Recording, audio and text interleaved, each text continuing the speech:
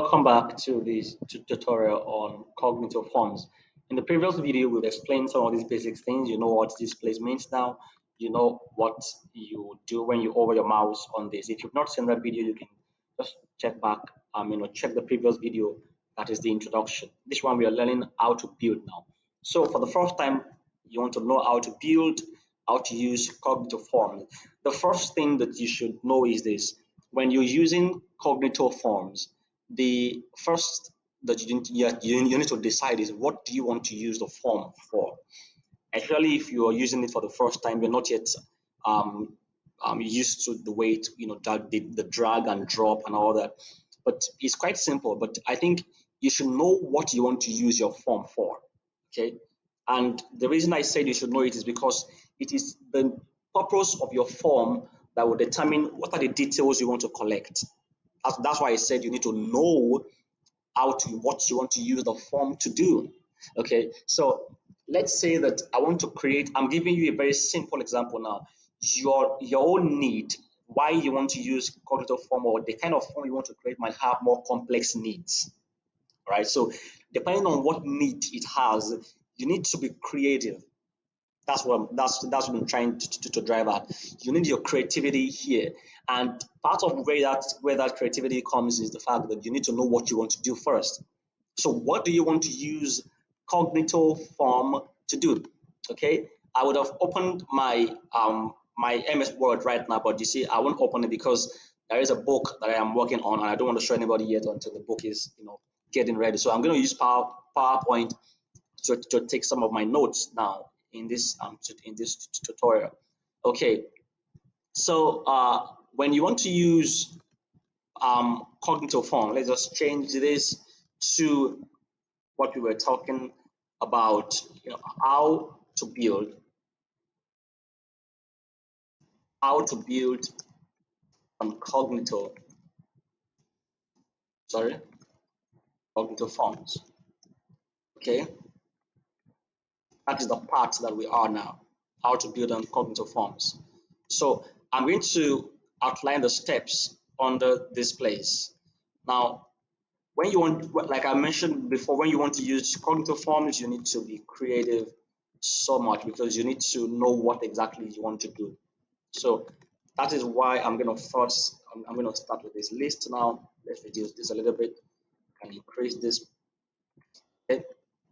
So the first thing for you to do is to, number one, establish the purpose. Let's just use simple English. Establish what you want the form to do. What do you want the form to do? For example, you have to establish this, all right? Do you want it to collect details for an event? Maybe that's exactly what you want it to do. You need to establish this before you go into the building of the form. It's very simple to build, but these are the things that makes it difficult. If you don't know these things, then it will be way difficult. But if you already know these things, especially as somebody who is just learning how to use the platform, it will make it easier for you to identify and to use. So you need to understand, what do you want to use the form to do? Okay, we have now said we want to use this particular example to collect details for an event. Okay, other examples of the purpose, okay, of the purpose of the form may include registration for for your service, signing up for a service, anything that is around that. You can even use it to generate, to have report from your employees. Okay, annual report, monthly reports, all that kind of report, periodic report. You can use Cognito Form for all that, and it will be very seamless. Okay, now number two, what are the details you need to be on the form. This is where your thinking comes. Okay, for instance, name. Do you want to collect their name? They identify it here. The name, the phone number. You want to collect their phone numbers.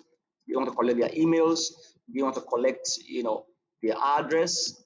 It's very important that you do this offline before you go to the building, because if you don't do this offline and then you go to the building, you will then be racking your brain. Okay, what do I do? What do I do? But if you've done all this, you already know what you need, so you just go there and start dragging and dropping. It's quite simple, right? You want to create their address. Do you want to know their age grade? Maybe you want to give them an option for that age grade. Maybe you want to use an option. Some of the tools or some of the terms that we use include drag drop, options, drop down. What does drop down means? This is an example of a drop down. Look at it. It has an arrow facing down. So there's option. I can select any of this option. That's a drop down menu, and I can only select one of the options. This is another drop down. Okay, drop downs are just everywhere. This is a drop down with lots of options in it. So you can also create a drop down in Cognito. Maybe you want somebody to select whether they are, between age 10 to 15, 15 to 25, 25 and all that. You can select option. Maybe somebody is, male or female. You want to select their gender, because you need to do this. This is quite simple. When you get to the building, you'll see what I'm talking about now. So maybe these are the details that we need. Then whether you want to ask them if, whether they will attend the event or not. Okay, so let's say these are just the details that we want to collect: their names, their phone number, their emails, their address. Sorry, let's not put emails. It's just one email. Their address, their age grade, and also whether we want to collect their gender, or also whether we want to know um, whether they'll be attending the event or not. If you want to build a cognitive form for somebody, these are also the details you should ask the person for. What are the details that the person needs? Because this is what they need to give you. You just go to Cognito and then you use it to build for them. Very simple. There's nothing difficult there at all. Okay. Then, what other functions do you need? Okay. For instance, okay, let's say this. Number one, let's say A, I want the form to notify those who fill it in their emails, okay, after they submit. That is, you want them to be notified in their email. You need to identify these functions, because if you don't identify these functions, you'll be surprised that what you have in the end might not be exactly what you wanted. So you need to identify these functions. So I want the form to notify those who fill it in their emails. Maybe something like, thank you for filling out our email. We appreciate you. We have gotten your submissions. Something like that. Okay. Number two, I want the form to notify me when someone fills it. When someone fills the form, you want it. And then you can also want this. Okay, I want the form to show me the entries, that is what each of the persons has filled, the entries of those who fill the form in my email. That is, in the email that you're going to use, you want the form to notify you. You want the form to show you, to notify you, and then to also show you the entries of those who have filled it. Okay, we've been able to identify what we want in the detail now. Okay, so we head on back to Cognito Forms, and then let's just maximize it. So we click on New Form. When you click on New Form, it is going to open the build. This is where the work is. So welcome to the building section. You have to wait for it to load. Once it loads, you're going to see all the controls, all the commands and everything that we need now. So the first thing is to select the name for the form. then this is the name that will appear when your customers or the people that want to use the form, when they see it, this is the name that is going to appear. So let's say the name I want to use is I want to use Evergreen.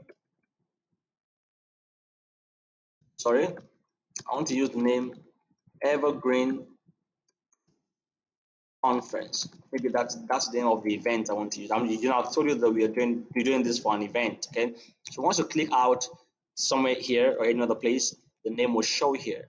So you want to now add a description to be under it. So maybe the description is welcome to filling out our form. Okay, we are glad to have you. Okay, here. Do well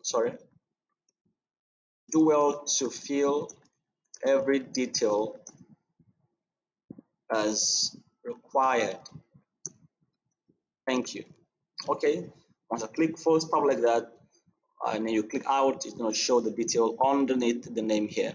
Okay, so what are the details that we need? We want to get their names, right? Okay, so let's get the names now. Let's put in the form so they can put in their name. So what are the details that you need? Number one, the name. So let's come here, go back to Cognito Forms, and then click on this plus button. Then you look at all the field controls, the text box, the name, if it is their name you want, the choice, this is the drop down, the address is there, the lookup, if you want them to be able to, to look up choices to search, the phone number is there. You want them to do a yes or no thing. Maybe you want them to say, will you come to this event or not? Click yes or no, right? So you want to collect their email, you want to collect their website address, you want to collect the dates from them, or probably you want to collect dates, maybe the date, their date of birth, or the dates they came somewhere. You want to put the date there. This control will help them to be able to do that. You want to use rating skills. Rating scale rather. You want to do currency, signature, you know, file upload. You want to do price. Now, all these, some of these fields actually are not available for the free version. You need to upgrade to use them, but not all of them. Also, when you come down here, you need to okay, let me just, before I leave that part, let me tell you some of the ones that you can use absolutely free, that you don't even need to do anything. I think most of these actually are available for free. I think, in fact, all of them are available for free on the free plan.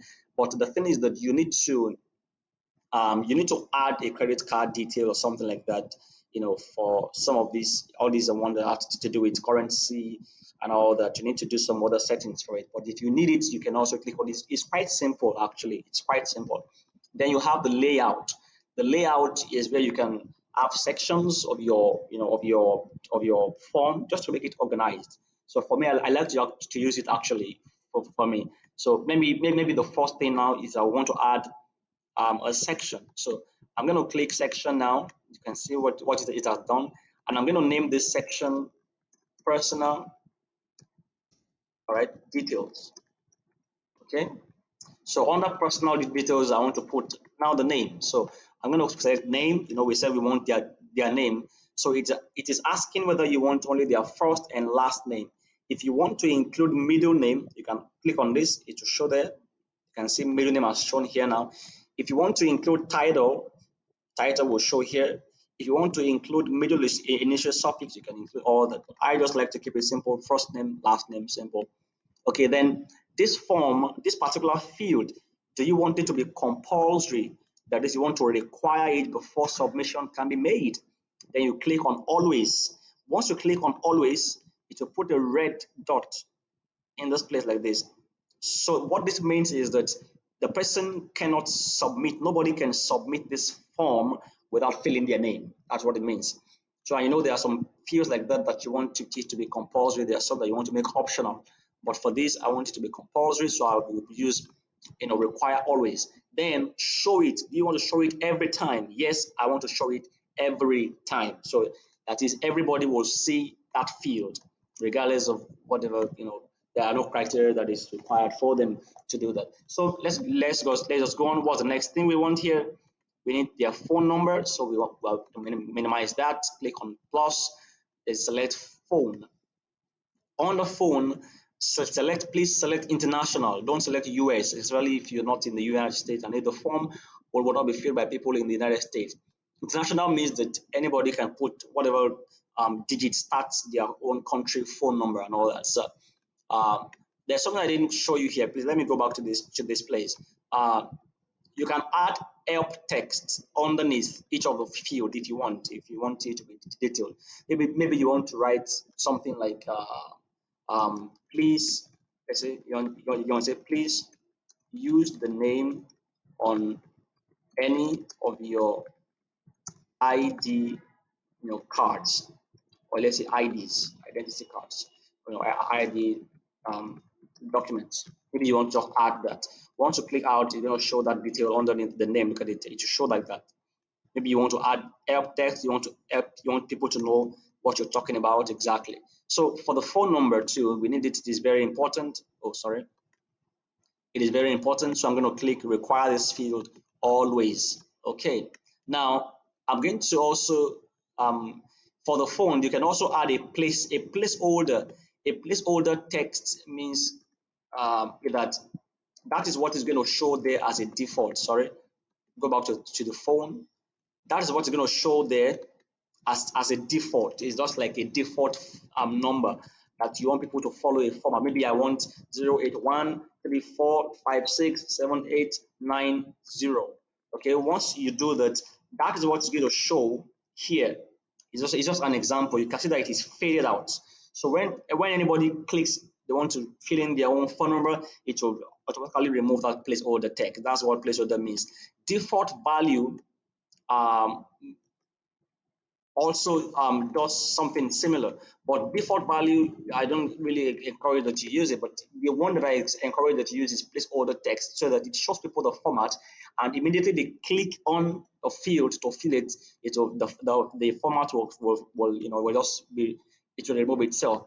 Now you can use these controls to reduce the length of the field or to increase it. So you shrink it or you increase it by doing that. Okay, so you can now add, but we also want to collect their emails, so you just click on emails. You see that I always have to click on the plus before I select the field, because it is only when you click on the plus signs that these input fields will show. You have to click on the plus. So for the email, you have to just put it like that. I can add placeholder text and just says kemid at gmail.com. That's just giving them an example that they can follow, or that the kind of thing that they should use there. Then I can add the default, the help text, and I can say, please ensure you use a valid email address. Why did I say that? Because actually they will be collecting a confirmation, after the field. So I will click require this field always. Okay. So then we also want to collect their address. So click on address. For the address, Cognito is going to select international by default. Address line 1 is the full address, their full address, number 1, so and so street, and all that. That's address line 1. Address line 2, if you need it, you can put it there, but I don't normally use it. I just remove it. Then the city that the person dwells, the state or the province, the postal code if you need it, the country, any of these that you don't need, just untick it like this. And then you only have address and city. So, but I also like to have the state and the country. Many people don't know their postal code, but since I don't need it, we're not sending any post to these people, so there's no need for us to be collecting their postal code. So I'll require the field. I'll put it in require always. Okay, this video might be a little bit long. There's a lot for us to learn in this part, because this is just one part of the building process. But I wouldn't also want it to be too long. So, but you can just follow me through. Now, once we have collected all the personal details, we can then add another section. Remember that there is a thin line. If you can see this line, can you see something like this? Can you see this this green rectangle edge that goes from there down like that? Okay, that is the boundary for that section. We created a section and we call it personal details. So I also want to create another section now, and then I'm going to scroll down. I'm going to click section. Then I'm going to call this particular section, just remove this one. I'm going to call it conference details. Okay. So then I'm going to click age grade. So I'm going to use choice for this one. I'll select choice and I'm going to select drop down. Drop down means that the person can only select one option. Okay. So let's first of all select this. Let's take age grade, and then under the choices, see choices are here. You can now remove this place and put age 15 to 20. Okay, 20 to 25. Okay, 25, maybe what you want to use is 25 to 30. Maybe that's your limit. Maybe it's just an example. So you have to select require field. Now let me tell you what happens if you don't click on require this field. It means that if somebody mistakenly jumps any of the fields, they will submit it and you will not have the complete details that you want. So if you don't want them to forget, you have to require the field every time. The reason is because if they forget it and they click on the submit button at the end, once they click the submit button, the form will tell them, sorry, you have not filled so and so field. So you have to always put this require if the fields they are important, except some of the fields are optional and they are not going to be needed for the details that you want in that field. Okay. So that said, now once you do all that, you have selected the choices and all that, you always have to, we can reduce this. This is too long since it is just 8th grade and all. So you can also click on this add, then you go on to add your yes or no, and then you say, will you be attending the event? Okay, and then the people can click yes or no. It's a radio button, so they'll just select yes or no. So you can decide to always require a yes, which means that if the person select a no for this particular field, they don't submit, then they must select a yes. You can use this kind of thing when you want to create very sensitive forms like company forms that require disclaimers, and you want to show people that maybe they have to attest to the fact that they have read the details of the form or the guidelines, and they want to be careful, so that they must always select a yes. You can always require a yes if you want to do that. Okay, but for this one, we're not going to require a yes. This is an event form. Okay, so like I mentioned, this is another reason you must know the reason, the purpose for your form. What do you want to use a form for? All right, so that done. Let me check if there's any other details that we've left out here. The agenda, whether they are going to attend the event. I think we are done with all the details that we need here. So if you have all the needs of the form, you can always click on plus and select any of these. If you want them to upload a file, you can select upload file. Maybe you want them to you want to select this, you want to say upload your picture. Maybe you want to see their faces. Allowed file types means that all these, dot PDF, dot JPG, dot JPEG, dot PNG. If you want to select the type that you want, if you don't have this, if you don't have the time for the stretch, you can just leave it blank. So people can select whatever they want. They can upload whatever they want. But if you want specific set of of file types, you can select it by the extension. So you can just put dot docx. This is for document. Put a comma. Select dot PDF. These are the kind of format I want. Dot PNG. Okay, comma. Dot JPG. Dot JPEG. If you don't know any of these extensions, these are extensions of files. DOCX is Word document. PDF is for compatible document format that can be opened with Adobe and in other PDF readers like browser, Chrome, like Mozilla can also open all those other things. So PNG, these are picture formats. Okay, and there are also other kind of picture format. But if you don't want to give yourself straight, just remove it. Maximum file size, please. This is very important. Remember that your form, this particular organization that you're using, has only 100 megabytes. And you know that some people, their picture can be 10 MB, So and then imagine that you want to collect a form of 200 people and all of them are sending 10 megabytes of picture that you don't even need up to 10 megabytes. It will fill up your space on time. You'll be locked out.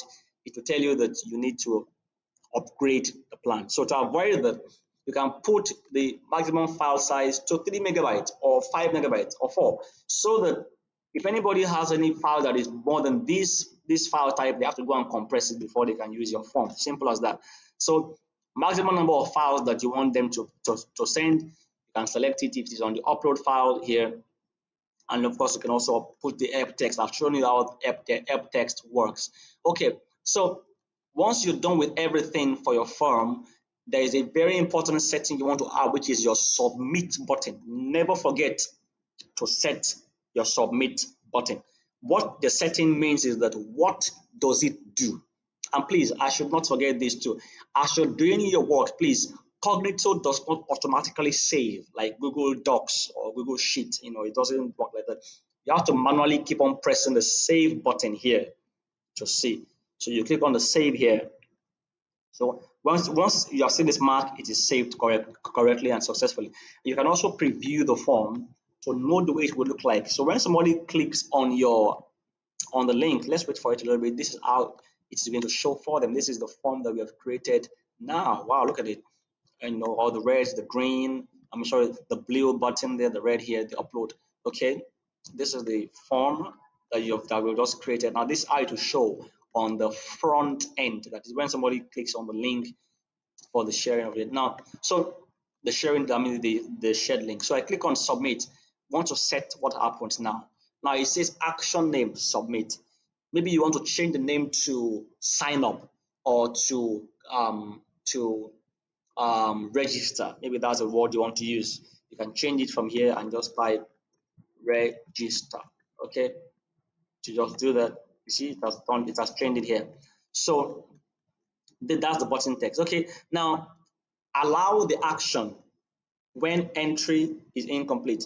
Now, what this is telling you is that should you allow a submission when somebody has not yet completed um, the form? All right.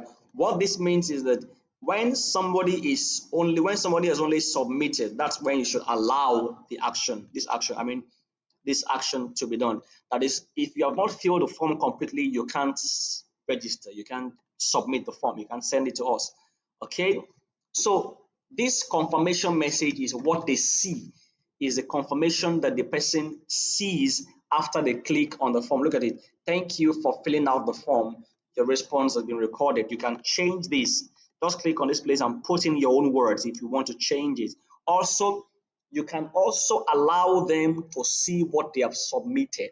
That is when you click on entry details. Once you toggle entry details on, once anybody fills in the form, it will once they click on submit, it will show them what they have filled. Okay, and of course you should know that once you do that, it will only show them this thank you for filling out the form at the top of the screen. Okay, right. And also when you set your whatever settings you've made on here, you should always remember to check your form, fill in the form yourself, check whether it has done what you want it to do before you start sharing the link for people to fill it. You might have made a mistake somewhere and you have even forgotten totally. Also, this document is a new setting that Cognito has just added, which is that it allows you to allow your participants, I mean those who fill the form, to download the PDF of what they have filled if they if they choose to. Okay, you can just simply select any of these. It will, after the person has clicked the register button or the submit button, whichever way one applies to you, it will create their details as a PDF that they can simply download. That's if you want them to be able to have a copy of what they filled in there. And if there is no need for that, you don't have to. But let me show you how this entry details works after they click on submit. Okay, now there is a setting that that they have changed in Cognito Forms.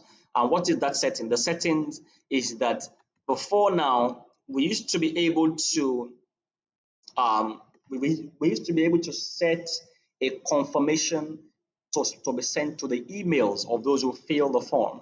So, but they've changed that setting now.